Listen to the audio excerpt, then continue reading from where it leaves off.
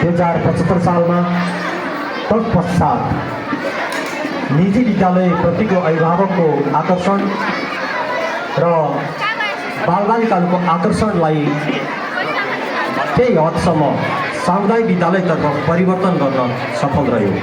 उपस्थित सम्पूर्ण अभिभावकजीहरू, अहिलेको शिक्षाको परिवेशलाई लिएर अधिकांश हाम्रा अभिभावकजीहरू सचेत अभिभावकजीहरू हुनुहुन्छ, सक्षम अभिभावकजीहरू हुनुहुन्छ। उहाँहरूले आफ्ना बालबालिकाहरूको शिक्षाको पहिलो रोजाइ निजी विद्यालय बनाइरहनु भएको देखिन्छ। तथापि धनकुटा सुन्दर नगरीको बिचमा रहेको यो विद्यालयले त्यो अभिभावकको रोजाइलाई परिवर्तन गरिदिएको छ, जसको भाष्य आज हामीले स्वागत गर्दै गरेका 136 जना विद्यार्थीहरूबाट पनि प्रमाणित हुन्छ।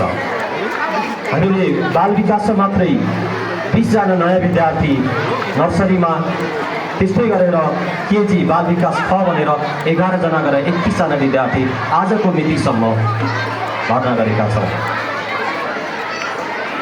खास गरेर नेपाल सरकारले आधारभूत तहसम्मको शिक्षा, कक्षा 8 सम्मको शिक्षालाई निःशुल्क शिक्षा र अनिवार्य शिक्षाको रूपमा